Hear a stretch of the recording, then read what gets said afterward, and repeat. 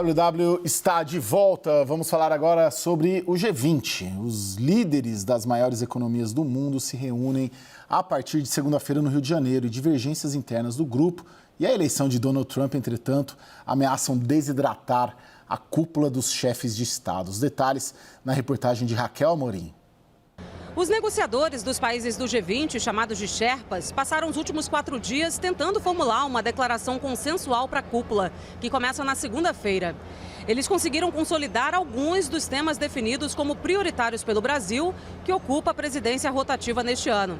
É o caso da criação do Pacto Global contra a Fome, que deve desenvolver ferramentas de cooperação internacional para o combate à insegurança alimentar. E também a declaração conjunta em favor da implementação generalizada de um imposto sobre os super ricos. Os 2 projetos já contam com o apoio dos ministros de Estado de cada país, que fizeram reuniões setoriais nos últimos meses. Ainda assim, os Sherpas não conseguiram chegar a um consenso sobre como o G20 deve abordar as guerras na Ucrânia e no Oriente Médio. O bloco reúne os principais antagonistas nesses conflitos. A expectativa é de que a declaração evite críticas diretas a qualquer país, mas faça um apelo por respeito às regras da Carta da ONU. Apesar disso, diplomatas brasileiros ouvidos pela CNN consideram que o resultado do encontro se tornou imprevisível com a vitória de Donald Trump na disputa pela presidência americana. A avaliação é de que o republicano poderia desidratar qualquer decisão tomada pelo bloco ao assumir a Casa Branca. Isso porque Trump adota uma postura contrária aos mecanismos internacionais de cooperação e aposta numa diplomacia transacional em que os interesses da Casa Branca seriam negociados caso a caso, individualmente. O presidente Lula já tem mais de 10 reuniões bilaterais previstas numa agenda paralela da cúpula. Entre elas, uma com Emmanuel Macron, da França, e outra com Joe Biden, dos Estados Unidos. Depois, na quarta-feira, Lula ainda deve receber o presidente chinês Xi Jinping numa visita de Estado em Brasília. Em mais um revés para a diplomacia brasileira, a Argentina de Javier Milei decidiu barrar a proposta de taxação dos super ricos da declaração final do G20. A apuração é do analista de economia da CNN, Fernando Nakagawa, que está no Rio de Janeiro acompanhando as negociações. Boa noite, Naka, que prazer tê-lo de volta aqui no WW. Nosso amigo Nakagawa, está contigo aí uma apuração sua, inclusive, Naka. Caio, boa noite a todo mundo que está com a gente aqui no WW. De fato, a Argentina tem causado espanto, surpresa para muitos dos diplomatas que estão aqui no Rio de Janeiro desde a terça-feira, nesta reunião, como a Raquel mencionou, de Sherpas, que são os diplomatas que preparam o terreno para o encontro de cúpula na próxima semana. No começo deste encontro de 4 dias, Caio, a Argentina reafirmou posições que já tinham sido declaradas. Por exemplo, contra a adoção de políticas globais ou internacionais para o G20 de tentativa de redução da desigualdade de gênero. Esta é uma bandeira brasileira e a Argentina já tinha declarado a contrariedade a esta política. Também já tinha declarado contrariedade, reafirmou aqui no Rio de Janeiro, ser contra políticas internacionais para a indústria da cultura. Mas o que aconteceu nas últimas horas foi uma novidade. A Argentina mudou o tom radicalmente sobre a taxação dos super ricos. Em julho, aqui no Rio de Janeiro, os ministros de Finanças, inclusive Luiz Caputo, que é o ministro da Economia do governo Javier Milei, todos assinaram um documento de nível ministerial em que todos concordavam com a necessidade de criação de uma regra mínima comum para que os países consigam, pelo menos, mapear os super ricos e para que pudessem, no futuro, eventualmente, adotar alguma tributação sobre este grupo. Não havia alíquota, não havia a criação do imposto, não. Era uma conversa e uma concordância ali entre os ministros bastante preliminar sobre este assunto. O que foi até uma derrota brasileira. O Brasil queria avançar mais nesse tema. E o que aconteceu aqui no Rio de Janeiro nas últimas horas é que a Argentina passou a ser contrária a esta decisão que ela mesma tinha assinado em julho. Inclusive, sugeriram a retirada deste trecho do documento final. Sem consenso sobre isso e outros assuntos, como a geopolítica, o que aconteceu? Essa reunião, que deveria terminar hoje, Caio, vai ser estendida pelo menos até o sábado. Amanhã, às 9 horas da manhã, os diplomatas estão de volta aqui para tentar desatar este nó. Muito obrigado, Naka. O Naka fica com a gente, você fica com a gente até o final, Naka. Só mais um pouquinho aqui, daqui a pouco você janta, meu caro. Vamos lá. Daniel Rittner, o Brasil entra nesse G20 com uma certa frustração por conta dessa posição da Argentina, essa apuração exclusiva do Nakagawa e também da própria vitória do Donald Trump, porque a sensação que pelo menos eu tive nessas últimas conversas essa semana e a semana passada em Brasília com a diplomacia brasileira era de que a vitória de Trump pode fazer com que tudo que entre na declaração final na terça-feira possa ser desfeito a partir de janeiro pelo próprio Trump. É ruim, né? É ruim para a política externa do governo Lula, porque, se você for parar para lembrar, havia 3 grandes prioridades da presidência brasileira no G20. Reforma da governança global, não dá para esperar isso no governo Trump. A questão da sustentabilidade, transição energética, também você tem um revés na presidência de Donald Trump e a própria Argentina falando já em sair do Acordo de Paris.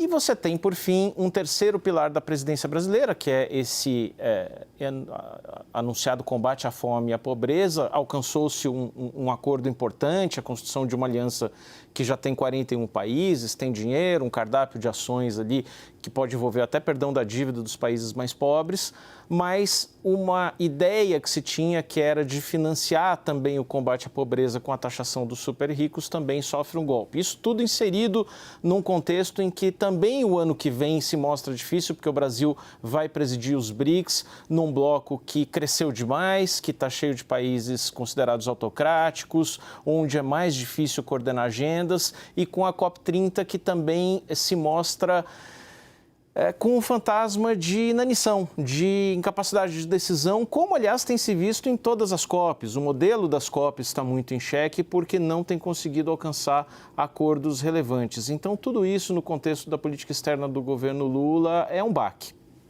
Ô, Lorival, pode ser a última cúpula do G20 tal qual a conhecemos? Olha, o G20 ele sempre tem dificuldade de encontrar consenso sobre questões que, obviamente, envolvem interesses divergentes, né? O próprio Brasil, juntamente com a China e a Rússia, impediram que houvesse consenso sobre a questão da Ucrânia, né? Que fosse incluída no comunicado final a questão. Acabou não havendo comunicado final em cúpula do G20 por causa da posição do Brasil, da China e da Rússia. Então, não é a primeira vez que há esse tipo de ruptura, porque, afinal, é difícil as 20 maiores economias do mundo concordarem sobre todos os grandes temas do mundo, né? Então, e agora, é claro que concordo plenamente que a entrada em cena de Donald Trump, ela é disruptiva. Queria até mostrar uma foto que é muito emblemática, muito famosa, que ilustra muito bem isso. Não era uma cúpula do G20, era uma cúpula do G7. A gente estamos ingestando a foto. Tá bom, desculpa então.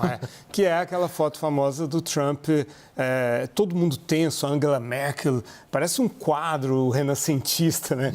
Angela Merkel inclinada assim contra ele, com aquela cara emburrada dele, aí Shinzo Abe, todo mundo ali muito tenso e muito bravo, porque ele estava ali impedindo consensos do G20 sobre questões climáticas, né? E ele teve sempre essa foto, a foto da CNN. De que ano que é, Lorival? 2018, cúpula do G7, né?